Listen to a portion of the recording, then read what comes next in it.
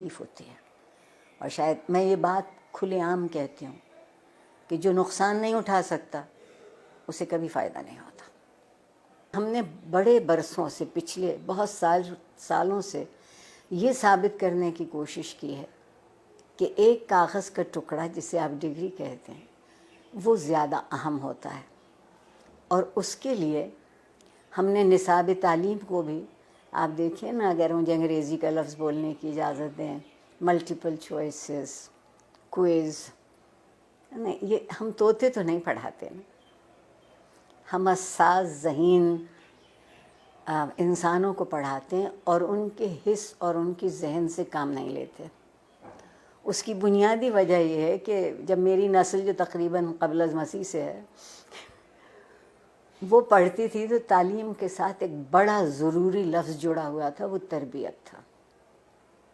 اب ہم نے تعلیم کے ساتھ تربیت کو شامل نہیں کیا ہے. کہیں آپ یہ دو لفظ لکھا نہیں دیکھتے.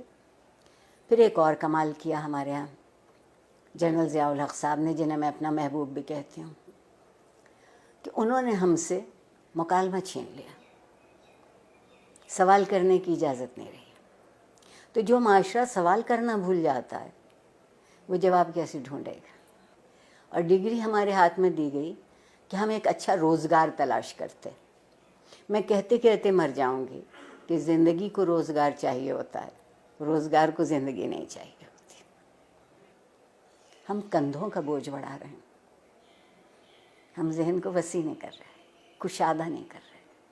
استاد کو اجازت نہیں ہے کہ جو کتاب اس کے ہاتھ میں ہے اس کے علاوہ وہ کچھ کہہ سکے کہ کہیں اور سے پڑھا ہو. ٹھیک. پھر جو آپ کے یہاں مذہب کی دخل در اندازی ہوئی، زندگی کے سارے خواب 70 حوروں سے منسوب ہو گئے. 70 حوروں سے منسوب ہو گئے. آپ کہتی ہیں کہ جستجو کی ضرورت ہے، آپ کے وزیر اعظم کہتے ہیں کہ سکون تو قبر میں ملے گا. تو جو اس سکون کی تلاش میں، وہ جستجو کیوں کرے گا؟ بیٹھے بیٹھے انتظار کرے گا. ہمارے یہاں پیمانے بدلتے ہیں، ہمارے یہاں معیار بدلتے ہیں.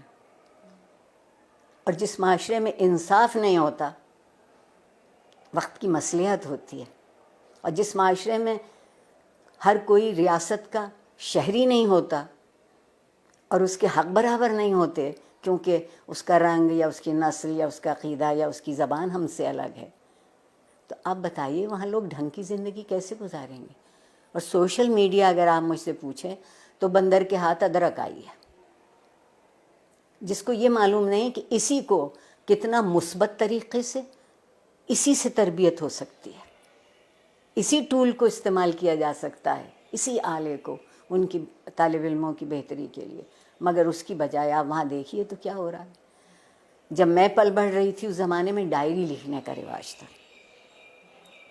اور ڈائری اس قدر خفیہ چیز ہوتی تھی کہ جتنے اب نیب بینک اکاؤنٹ بھی نہیں تلاش کر سکتی.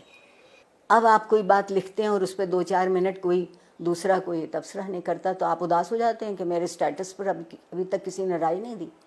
آگے بڑھنے کا اگر طریقہ ہوگا تو وہ یہ ہوگا کہ کچھ دنوں ہم سب گردن جھکا کے آئینہ دیکھنے لگے. گردن جھکا کے آئینہ دیکھیں گے تو ہماری سمجھ میں اپنا آپ آئے گا.